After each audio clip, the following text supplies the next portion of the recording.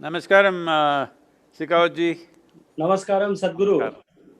Namaskar. I would like to pay my regards and thanks to you for accepting our request for No. coming together It's on this my very privilege. important for this very important subject to have discussions over in very special time. The time is special because entire world is going through the greatest pandemic of this century, and everybody is suffering, everybody is worried, everybody is stressed. So at this point of time, you have accepted our request to enlighten us for not only for the this pandemic situation, how this is going to impact the humanity, how it is going to impact our nation, or but also to discuss on the subject like the most important and critical subject like water. I'm really, really very thankful. And you are leading us, leading all of us in the entire nation. You are enlightening us a new path by by creating it the awareness among the people. And as Honorable Prime Minister always say, that if any biggest of the big challenge, it becomes people's movement, then it can be addressed easily. And you have Sadhguru, really you have turned into a reality during Rally for Rivers and during the Kaveri Kaling. You were able to mobilize masses in unprecedented way. We have so many requests to make people like save water, to say don't use plastic, and list can go on. It's a long list. I would like to ask you if there is one thing which people can change in their individual life, which help our environment in a big way, what would that one request be? See, when we say people are living in different types of conditions, large mass of people are living in rural India. For them, the best thing is minimum 10% of their land, they must make it into trees, that's a must. Without that, they can't save their soil. Without keeping the soil rich, you can't preserve water. As you yourself have done in your presentations, the greatest reservoir on the planet is soil. When we say soil, it is only that 39 inches of topsoil which is very, very important for us. Down below also there is water, but this is the most important. If we want to keep the biodiversity of the soil and everything rich, entire life process from worms to insects to human beings, we all are surviving because of this topsoil. So, that is a prescription for the rural masses that at least 10% of their land must become trees. But for the urban people, see, there are many issues of plastics, this, that. I feel with small policy changes, those things can be fixed. I don't see that as a major challenge. The important thing is lack of awareness about what needs to be done in the country or in the world, or what are our real challenges. So in terms of, for example, many people are running campaigns about water. Water has become an important issue only because the shortages came to the city. But the shortage has been there in the village forever. With one tap, 1,000 people are trying to catch water from one tap, and the ugliness that happens, the social situations that happen there. So, the most important thing is that we need to see how what we consume is minimized and what we waste is also minimized, or how recycling things can happen. So what can each individual do? See, if each individual acts, well, it is a good act as an awareness, but what is needed is a systemic act. Right now, in India, the way the cities have grown over a period of time, it is just grown with time, haphazardly most of the time. A few parts may be planned, rest of it has grown over centuries, so it is not really planned. So one important thing is, every citizen in the country, particularly urban citizens, must be willing to pay for their waste. That the waste that is going out, the sewage that you let out, that needs to be treated, but right now the problem is of resources and things like that. So everybody should become willing that what I throw is also my responsibility. You're paying for electricity, maybe you're paying for water, most towns they're not paying for water, but nobody is paying for the sewage that they let out into the into the, the city municipality or whatever. There has to be a price for that. Responsible citizens must understand that ecology is not a tomorrow's problem, it's today's problem. It is not next generation which is going to suffer, it is you and me who is going to suffer. We are already suffering in many ways. Right now you see this pandemic itself, how it is panning out. It is only in cities. One thing is the density of the population, but I feel it is also the immunity systems in the city is not at the same level as it is in the villages. Because so many migrants have gone from the villages, they are not so sick, but people who are living in the cities are sick simply because their immune systems are also lower. There is substantial scientific evidence to show that if you live in a polluted place, your immune system will be lower than what it should be if you were in nature. So, considering all this, whatever we are throwing out in the form of sewage, in the form of waste, whether it's plastic waste, organic waste, or even pollution, let's say everybody must count how many hours in a month am I starting my car, so what is it that is going out, what is the price for that? If we think like this and become a conscious society, then solutions are many, because there's no one magic wand solution. For every aspect there is a different solution, but the fundamental thing is, those who can afford, the urban population I consider can afford, they must become first conscious and they must understand for every little thing, a piece of paper that you throw outside, you rev your car or motorcycle, for everything there is a price, ecological price. If they understand that and become conscious, I think that is the greatest thing they can do right now. I think that way the consciousness is the most important thing, and which bringing the consciousness among the people or cultivating the sense of consciousness, that is the critical factor, Sadhguru. Thank you very much, Sadhguru. Today is World Environment Day. Sadhguru, Yes. an entire world is celebrating Environment Day, though I believe that every day has to be Environment Day. Every day we will have to start praying and thanking the environment and the ecological system. But Sadhguru, how can we go beyond expressions of concern and hope, which is going on in the world, whether it is Paris or not Paris? What concrete actions can be taken, and a common man what he can do for saving the environment? See, the damage to the environment is on many different levels. Well, generally we think the automobile and industrial pollution in terms of air pollution and water pollution. See, when it comes to water pollution, it's very easy to fix, which we have made it as a part of the Rally for Rivers policy, which has been taken by the government. Central government has recommended this as official policy for all the 28 states. The simple thing is, right now, whatever polluting industries are there, we are asking them to purify their sewage. They only purify it on the inspection day, rest of the days they switch it off. I mean, that's how economy works, all right, because there is a cost to it. So the most important thing is we must set up sewage treatment industry. Treatment industry must be separate from the polluting industries. If you have a polluting industry and I have a treatment industry, and your pollution is my business, I will not let you let it out into the river.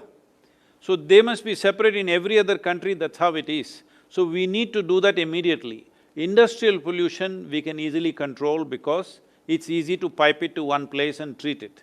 Now, as I mentioned earlier, because domestic pollution or sewage is going into the rivers or into the ocean in 1,000 different places. It's in one city, at least 100 to 500 outlets are there which are going into the river. Now, to gather all this in one place is a challenge, because this means a whole revamping of the drainage system in the city, which is not possible. You have to dig up the roads, maybe you'll have to dig up some buildings. I mean, it'll create a whole havoc.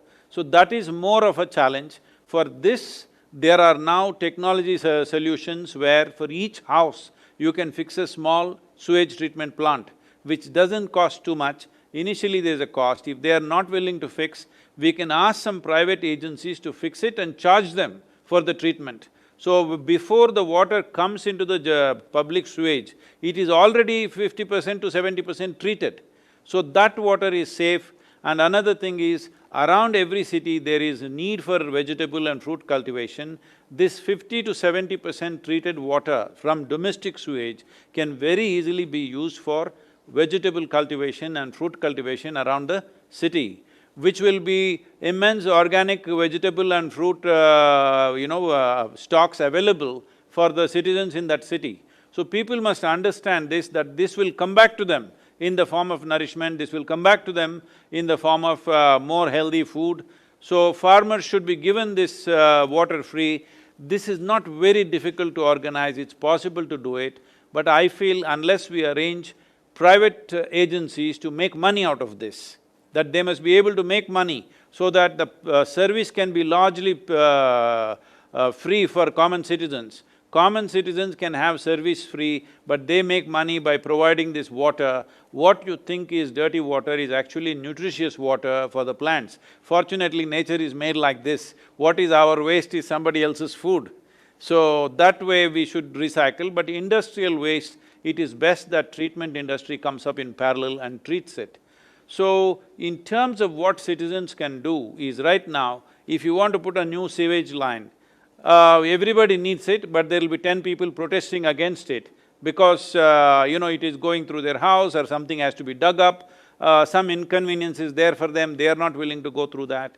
So the laws have to be little more tighter when it comes to public utility, when it comes to the general well-being of the city or the town, there must be little more quicker, execution of these things. Because I have seen many times they dig up the sewage and then the local residents are protesting and it's dug up and stays there for 6 months, 8 months, just like that. Because somebody says this cannot be fixed, there is some problem for them. So these things are simple things, but these municipal laws and all written, most of the laws, we've been looking at it, why it is so. Many laws were written in 1900s and they're still going on. Still When nobody 1800. I was trying to be fair So, those laws were written at a time when they had no idea how a city will grow and how it is grown today.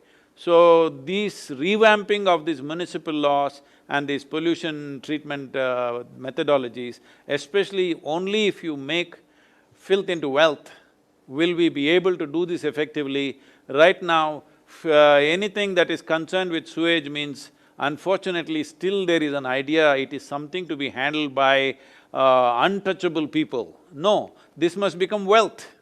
I know somebody in United States, he has a company and he has acquired 22% of human excreta in United States that is produced in many cities. It's big wealth, okay? So we must understand filth is wealth if you handle it rightly.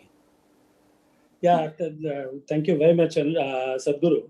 I think this legions thinks in similar fashion, in similar way, and they always remain on the same page. And Prime Minister also says very often that we have to convert waste into wealth, and simultaneously we have to start working for peri-urban agriculture to utilize the water which is being created after the created as sewage after adequate treatment in the farms or fields for cultivation of fruits and vegetables to meet the needs of that particular city.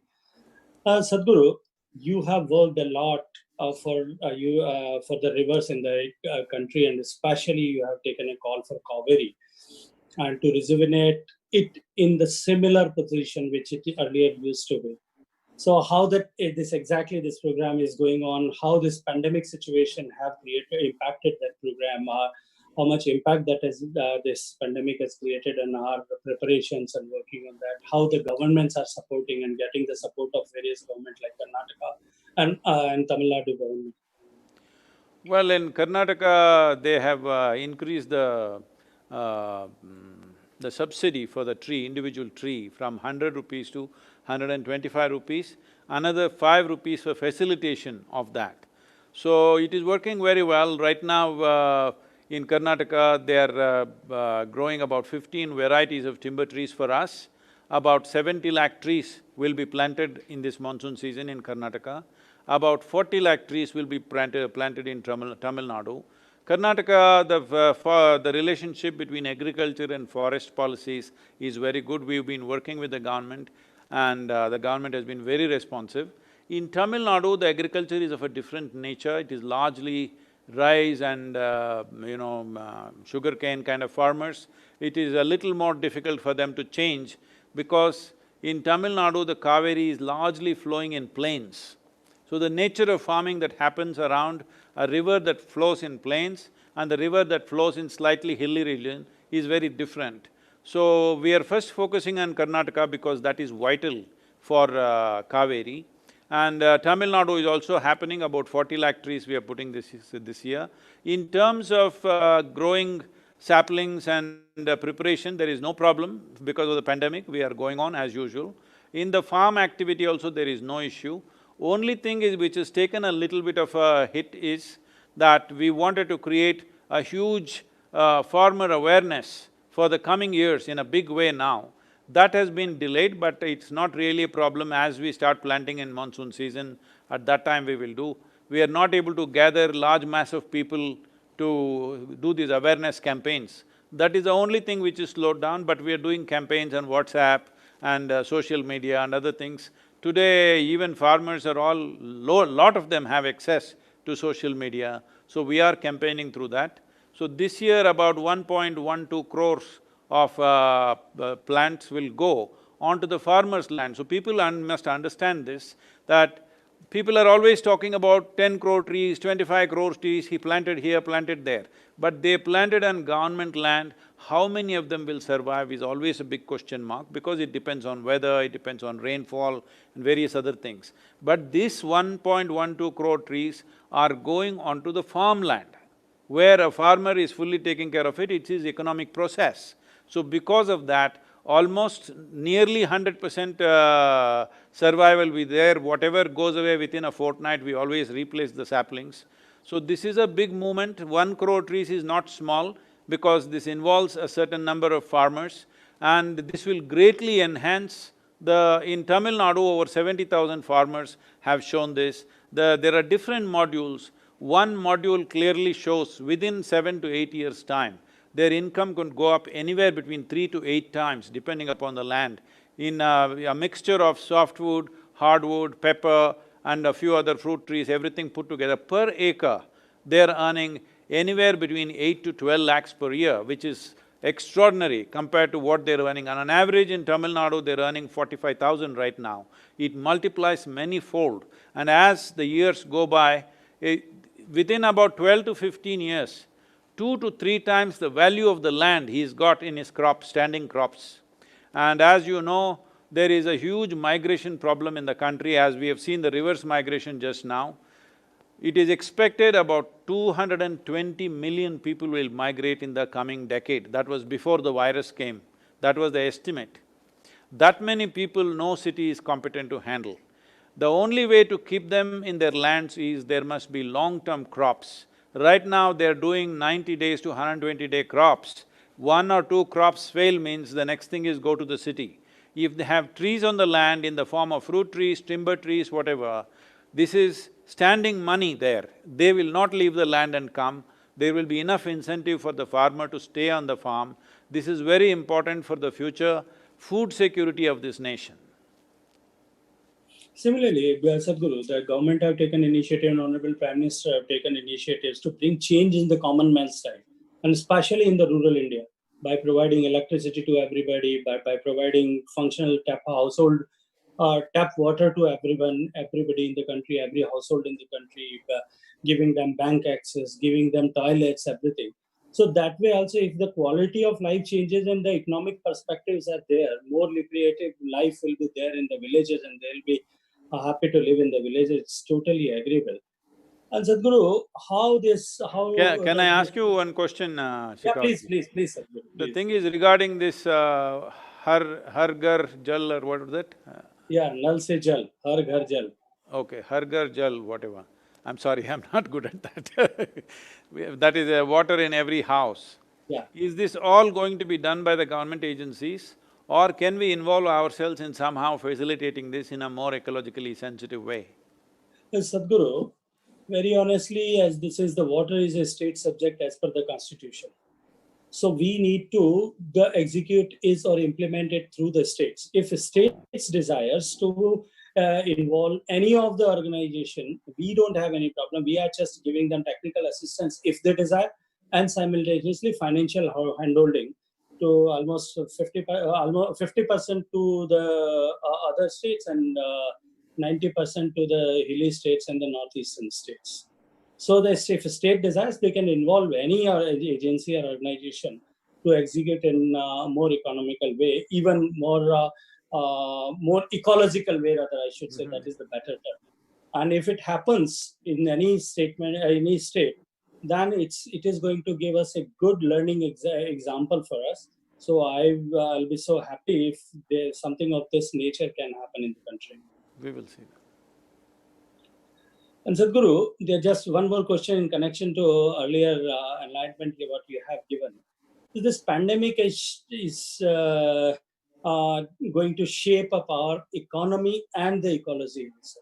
This is what the global situation is thinking. And as our Prime Minister has announced that we are going to convert this challenge into an opportunity.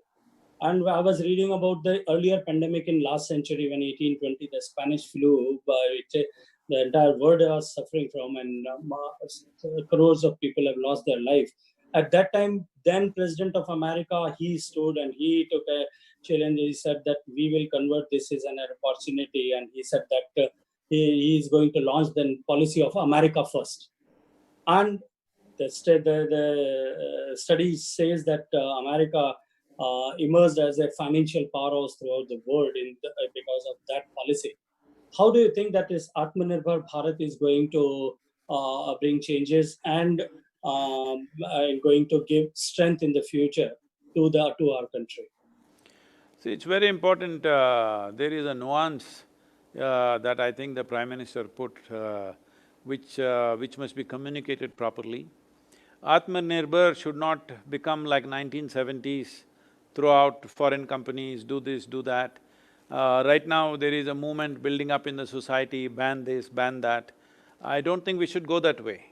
It is important that we become a very productive nation, and vital things that are needed for this country in terms of our food, in terms of our defense needs and critical industry, all this we should become self-sufficient. At the same time, today is a world where without major interaction with every other nation, you cannot really prosper in this world, nor can you thrive in this world. So, Atmanirbhar should not look like we have closed our doors to other people. This is very important, because how it gets translated in other people, whatever he said with certain nuance, how it goes down the line is very important. So, to re-articulate this and continuously make it very clear, Atmanirbhar is not about closing our doors. Atmanirbhar is about the health of the nation, of how we keep this nation, but this is not a closed-door policy, this is an open-door policy. So, it is just that foreign products, foreign investments can come, but we want it to be manufactured, and the thing should happen in India rather than happening somewhere else and finished product coming here.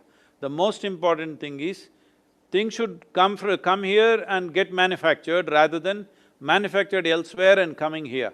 So essentially, Atmanirbhar does not mean closing our doors, but opening our doors in a much bigger way than we had done, so that it is not only… the policies are not just about taxation. Always it's been about taxation, put 2% more, put 5% less, like this it's been going on.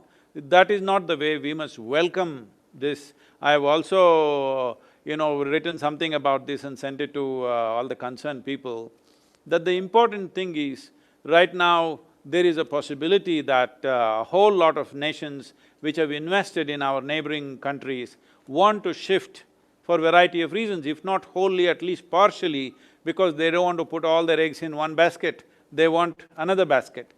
We should show India is a safe basket.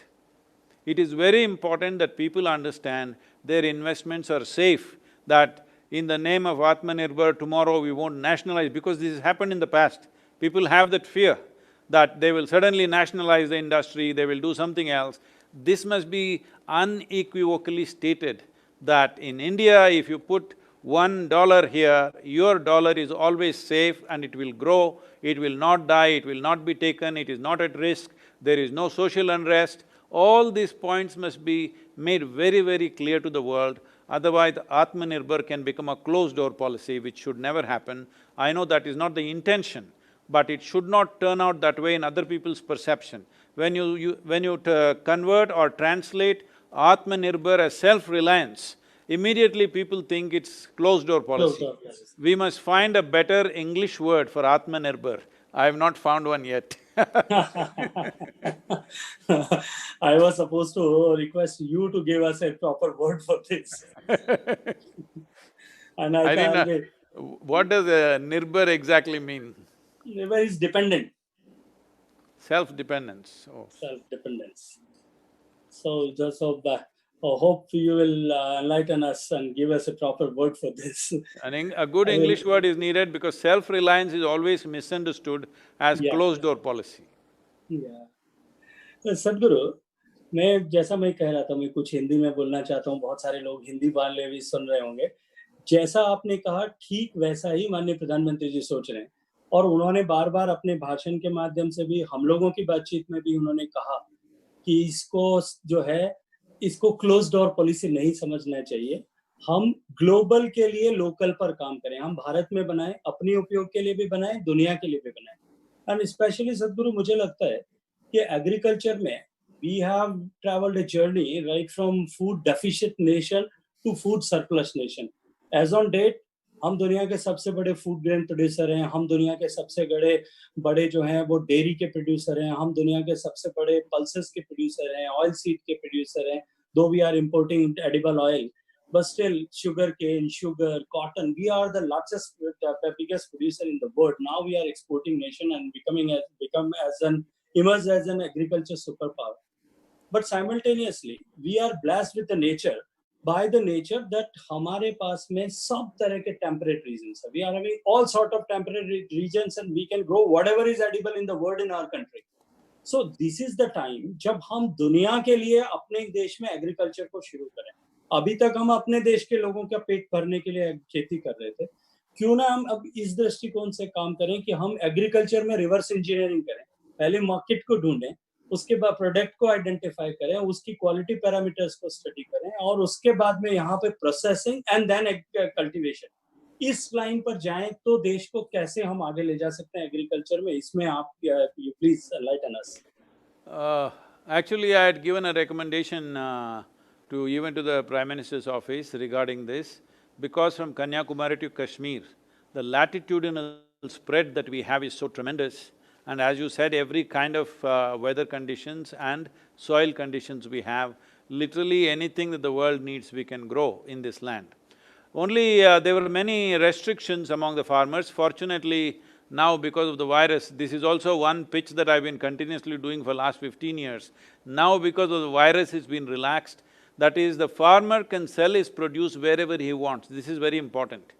See, every industry can sell their product wherever they want, but the farmer has to sell only to a controlled market. So now they've relaxed it, not 100%, but largely they've relaxed it, which is a very positive step.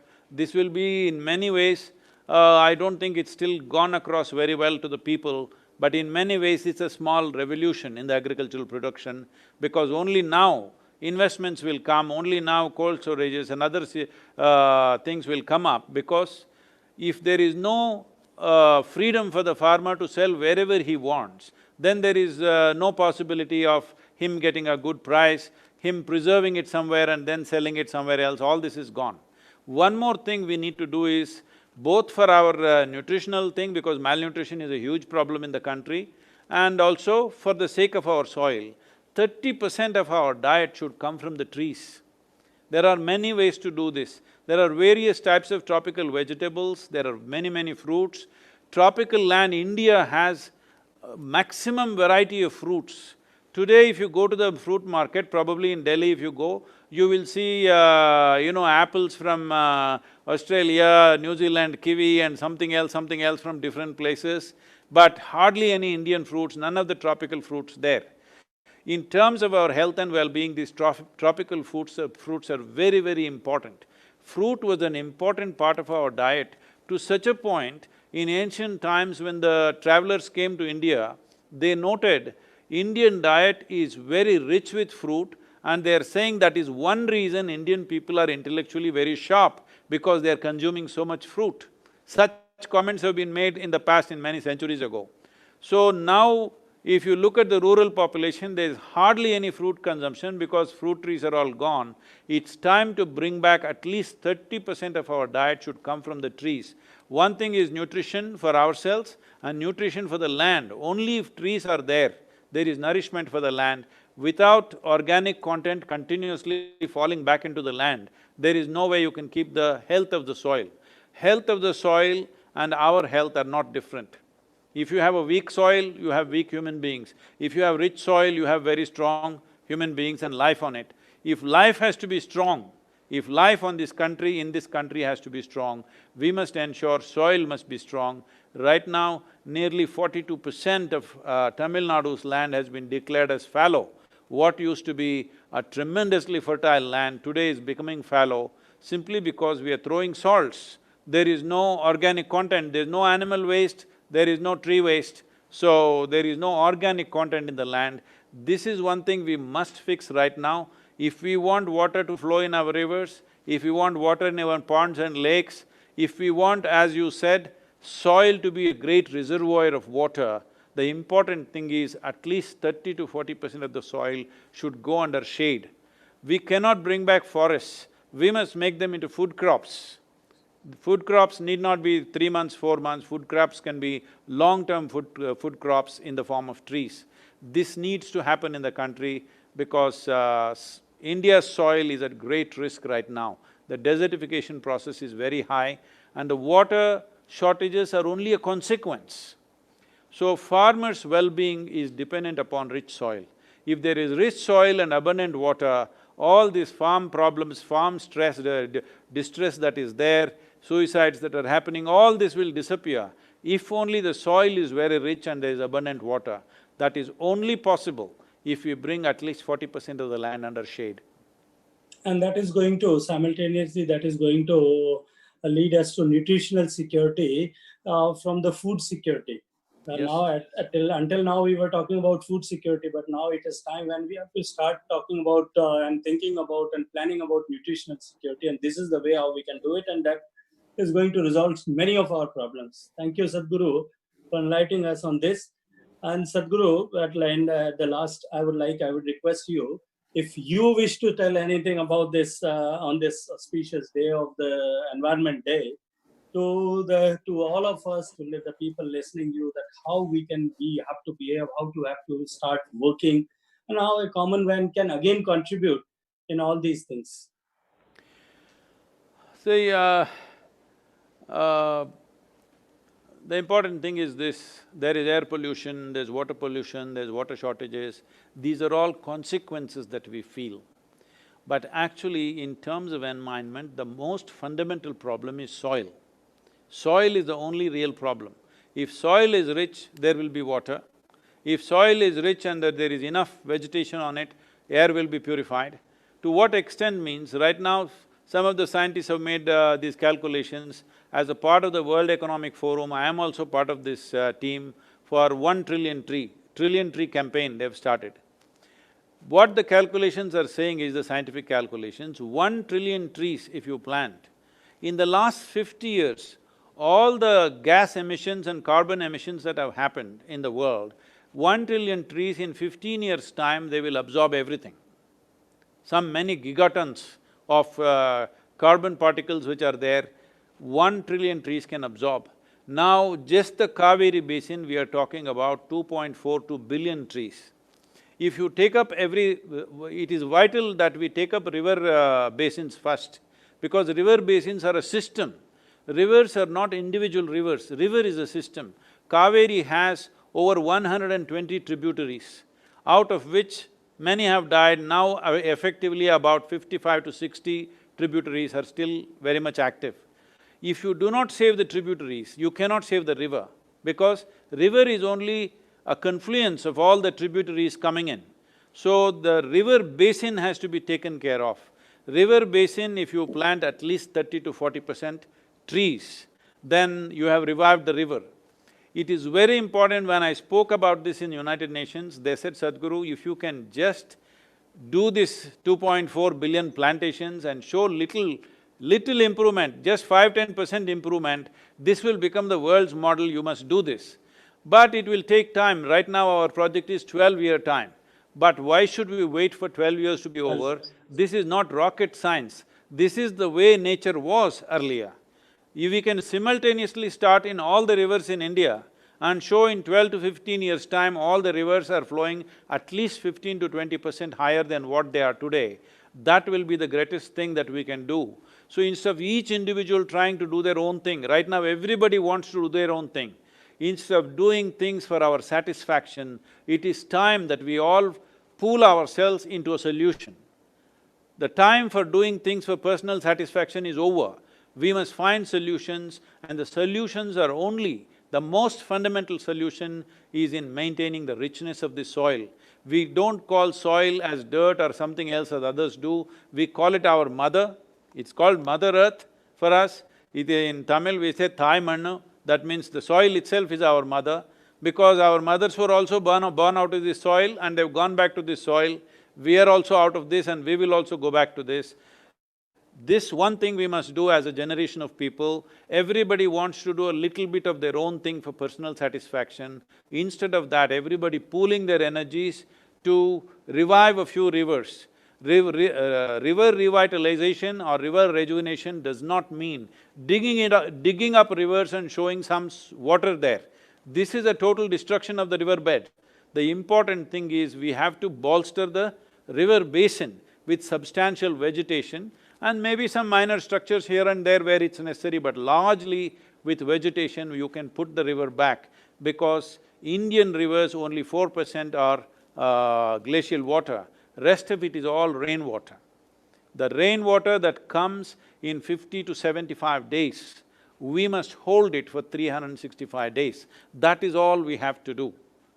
If you have to hold this, you must make the soil rich. If you have to make the soil rich, there must be enough vegetation and animals on the land.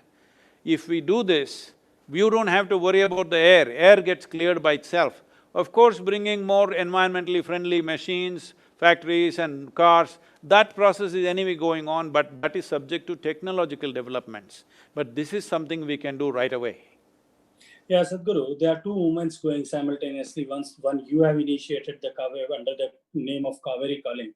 And the other movement which is going on is Mission Ganga, Namami Gange mission, which is going under the leadership of Honorable Prime Minister to clean and rejuvenate our river and to Aviralta and Nirmalta, both the tags, the continuous flow and the clean river for River Ganges. And when we say about River Ganges, means it is entire river Ganga basin. We have done so many activities, right from people's awakening to construction of all effluent treatment plants and sewage treatment plants and planting trees. But I think these two movements simultaneously can create model for, and not only for the country, but also for the world, that how these two activities can revive the rivers and revitalize the rivers. How do you take up this? This can be a model for the entire tropical world. See, the temperate climate, the rivers are different. The models that we have adopted largely in the past, well, we did it out of whatever, at that time, whatever knowledge we had 50 years ago. We built dams like the European dams and the American dams. But today over 900 dams in America have been decommissioned because they find it most destructive. But we have not done anything like that here, we are still thinking of building more dams. But that is for a temperate climate. Dams are reasonably okay for temperate climate. In a tropical climate, damming the water and having a large pool of water is a very negative thing, because most of it is just gone. So the way to hold the water, as you in your very first statement you said, the greatest reservoir in the world is soil.